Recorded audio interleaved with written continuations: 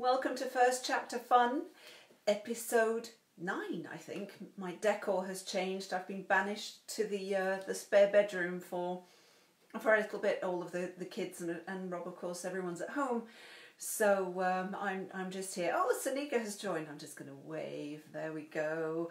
Oh, look, Jan has joined. Natalie has joined and Sandra as well. How's everyone doing today? You still sane and managing and coping? Hi, Amy. Oh gosh, I'm going to have to wave to everyone. This is great. So many people. Fantastic. So is everyone doing well? I hope that that you're keeping well and that you're staying sane. I actually managed to get quite a lot of work done over the past 2 days, which I am very surprised at. Hi, Carla. Hi, Ali. Hello, Jen. This is wonderful. So many people joining. This is great. So we should have Robyn Harding joining very soon. And it's her book that we are reading today. Hold on, let me just do this again. Here we go. So today's first chapter is The Swap by Robyn Harding. Now, if you have not yet discovered Robyn's books, she is also, hi Brittany, she is also the author of The Party and Her Pretty Face, which is this fantastic cover. Look at that, it's gorgeous. And last year's book by Robyn was called The Arrangement, which is all about sugaring. And I'm not talking about hair removal, boys and girls. I'm talking about sugar daddies. So this is an excellent book. I inhaled this one as I did with all of the other ones. Robyn is an excellent author. So today, this is the book that I'm going to be reading from. So shall I get started? Yesterday I read the synopsis first, and I think that was a really good idea. Actually got some feedback saying it was good to ground the book and figure out what it's all about. So I'll start with that first. And don't forget, you can you say sugar daddies? So I'm going to read the synopsis again, and don't forget you can leave questions and comments for Robyn. I'm trying to remember the pub date now of the swap. Shoot, I can't. I'll put it in the comments though. It's not out just yet. I think it's, no, I'm not even going to say. I'm not even going to speculate. Robyn can update us on that. All right, so this is the synopsis of, or the book blurb of The Swap.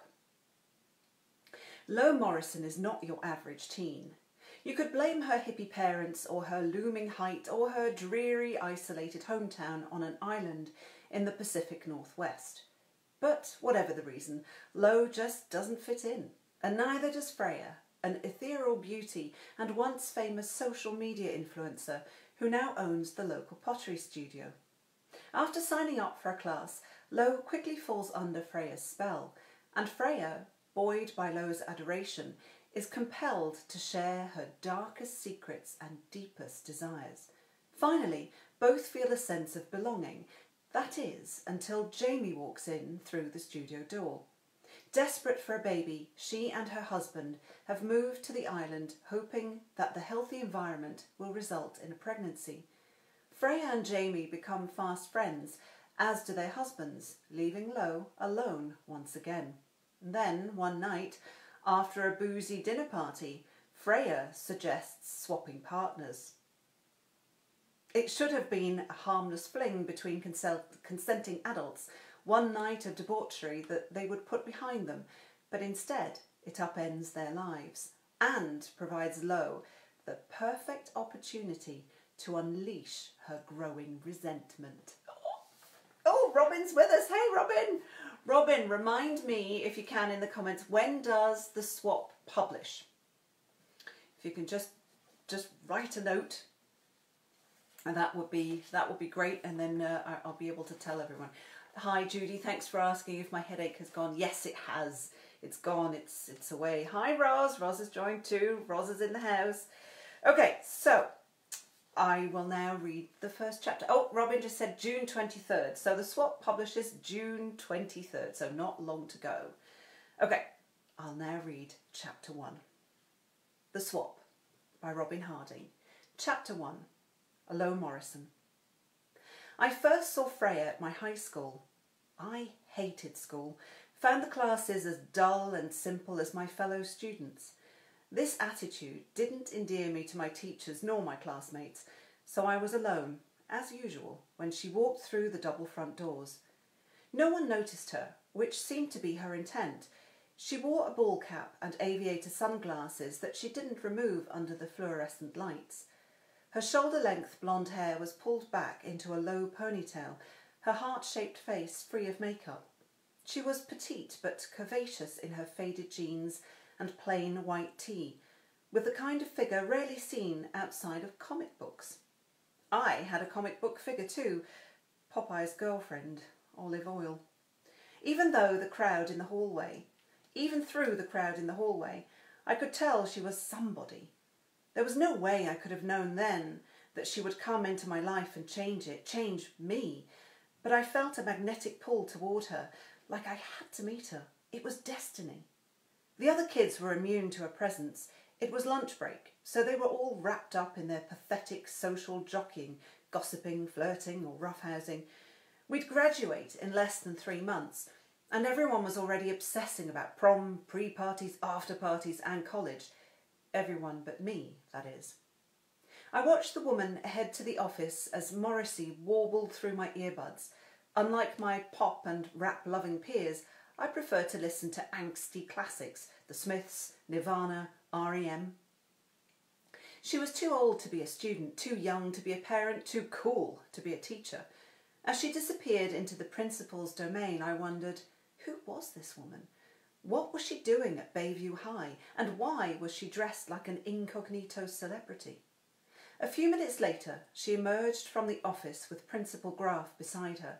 He was enamoured with her. It was obvious in his attentive posture, his fawning mannerisms, the colour in his meaty cheeks. The portly administrator led Freya, who had removed her shades but not her hat, to the bulletin board in the main hall. As always, it was covered in ignored bills, school play announcements, lost phone notices, guest speaker posts. Mr. Graff cleared a space for her, handed her a pushpin, and she posted a piece of paper on the board. They chatted for a few seconds, the principal clearly trying to bask in her aura for as long as possible, before she donned her sunglasses and left. I hurried to the vacated bulletin board, eyes trained on the standard white sheet she'd put up. It was a typewritten advertisement in Times New Roman font. Pottery classes. Learn to throw, glaze and fire in a cosy home studio. Make beautiful mugs, bowls and vases. 10 classes for $100. Contact Freya Light. Casually, I snapped a photo of her contact details just as the bell rang to signal the end of lunch. I waited 2 days to text her. I didn't want her to know that I'd watched her pin the notice on the board, that I'd recorded the information directly, that I'd been thinking about her ever since. It's not as creepy as it sounds. My life was exceptionally boring. I had no friends, no hobbies, no extracurricular activities. I did, however, have a lot of chores. My family had a small hobby farm with chickens, a couple of goats and a pig. There were always animals to feed, eggs to collect, kindling to be chopped for the wood stove. Whenever I escaped to my room to watch Netflix, my mum would insist she needed help with something. She worked from home as a bookkeeper, but she was obsessed with canning, peaches, green beans, dill pickles, kimchi, applesauce, as if we had to prepare for a nuclear war. Or the coronavirus? That's not in there, but that's me just ad-libbing. Sometimes I'd escape to the beach or into the forest to take photographs of seals, driftwood, birds and trees. My photography teacher, Mr. Pellman, said I had a good eye. He even let me sign out the school cameras, a privilege usually reserved for yearbook club members. Other times I used my phone. I liked viewing the world through a smaller, more intimate lens. I liked the solitude. And my singular hobby gave me time to think, for the past 2 days, about little other than Freya. She fascinated me, this woman who looked like she'd walked off the set of some Beverly Hills reality show. The town of Hawking, where my high school was located, had some wealthy residents. There were the bankers, the real estate moguls, the captains of industry who summered in the waterfront mansions set along the island's rugged coastline. Year-round, the town housed a handful of professionals, doctors and lawyers and accountants, but mostly our island was populated with organic farmers, beekeepers or artisan candle soap pickle makers, and those who ran the shops and restaurants, servicing the seasonal tourist trade. We had the occasional celebrity pass through town, usually some washed-up old actor en route to the fishing lodge on the island's northern tip. But Freya was different. She exuded glamour, significance, and a palpable sense of cool. After deliberating over my words for several hours, I texted, "I'd like to sign up for the pottery classes." With a trembling finger, I sent the message. When she didn't respond, I fretted. Were my carefully chosen words somehow off-putting? Or had she seen me in the school hallway watching her with barely concealed wonder? Could she read my thoughts, which, while harmless, were perhaps a little much? It was possible that she had reconsidered offering classes to teens. Why had she wanted to in the first place? Kids my age were assholes. They wouldn't take learning pottery seriously. They'd joke around, make a mess, show up stoned. Except me. I would treat it like surgery. Finally, a week later, she texted back, "Hi, classes start next Monday at 4. Bring a friend."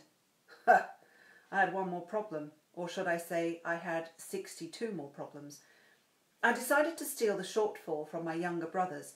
I didn't feel guilty as I rifled under their twin beds for their piggy banks. They were 9 and 11. They had significant birthday money and no expenses. When I got a summer job, I'd pay them back, if the little brats even noticed the money was missing. And I would have held up a bank to get the cash I needed. I would have rolled an old lady. These pottery classes, my meeting with Freya, had to happen. It was fated. That Monday, I drove my battered 1997 Ford F-150 supercab pickup truck from school to the address Freya had texted me. I hadn't fussed with my appearance. There wasn't much point. But my hair was washed, my lips were coated in enough cherry chapstick to give them some sheen, and I doubled up on deodorant, which was a good thing. My anticipation had me sweating like a hog. Freya's isolated home was stunning, a cedar and glass structure perched on a rocky cliff above the ocean. It was surrounded by arbutus trees, their naked limbs straining toward the water, and seaside juniper perfuming the air with the tangy scent of gin. The building wasn't large, but it was sleek, modern, and expensive. The opulence of Freya's home didn't surprise me. She was clearly a somebody, her effortless glamour indicative of wealth. This house, with its ocean view and modern architectural design, would be worth millions. My curiosity about her was further piqued. I parked in the drive and headed toward the pottery studio. It was a small cottage nestled in the trees about 50 yards to the right of the main house. With its clapboard siding, multi-paned windows, and wood-shingled roof, it must have been a remnant of the home's previous iteration. A chalkboard sign mounted next to the door read, "Welcome to the studio," in a swirly script. My height allowed me to view her through the window at the top of the door.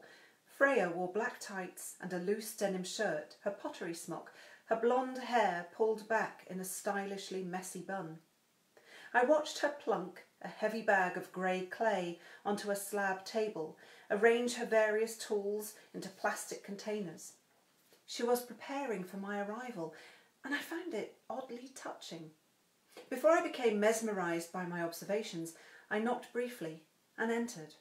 "Hi!" Her smile was broad and white and sincere. "I'm Freya." She held out her hand and I took it. It was smooth and warm, her grip strong from the claywork. "I'm Lo." "I'm so happy you came." Her eyes flitted behind me. "Just you?" "Yep." But she wasn't disappointed. "One-on-one always works best. Let's get started." Freya handed me a man's plaid shirt that was too big even for me.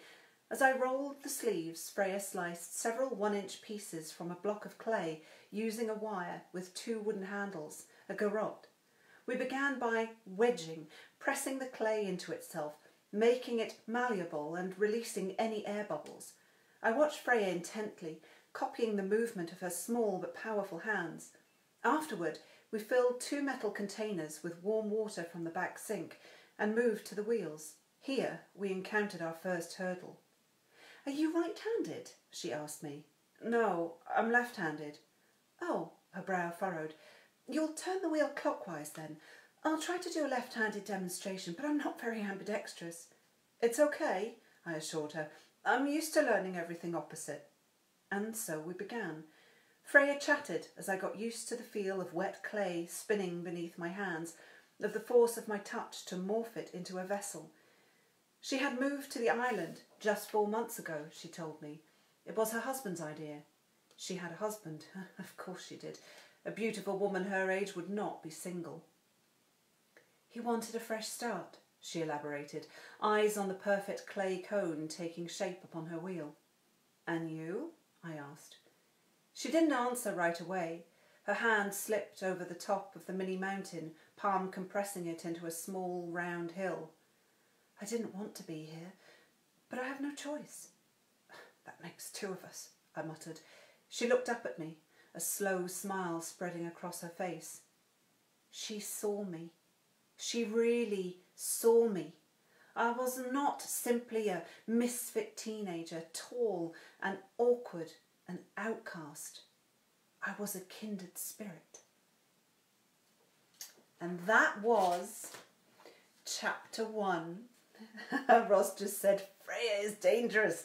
I don't know. I don't know if she is. But dang it, but I can't wait to find out. Let me show you that cover again. Here we are. That was chapter 1 of The Swap by Robyn Harding. June 23rd it publishes. I hope I got that right. June 23rd. Make sure you get your hands on that one. You see that? Yes, it is. Those are rings. Rings in a bowl, boys and girls. Rings in a bowl. And if you're from the 70s like me, you know what that means. So that was The Swap by Robyn Harding. Tomorrow's book that I'll be reading from is The Patient by Stina Holmes. So that will be tomorrow, right here on Facebook and right here on Instagram Live, tomorrow at 11:30 ET. So I hope you've had fun listening to that chapter. I certainly had fun reading it. And I will see you all hopefully tomorrow. Don't forget, go onto Facebook, find this video on my Facebook page, Hannah Mary McKinnon, and you can leave lots and lots of questions for Robyn and find out more about her books and the upcoming one called The Swap. So I'll see you all tomorrow, I hope. Have a great day and stay safe, stay kind, and I'll see you tomorrow. Bye, guys.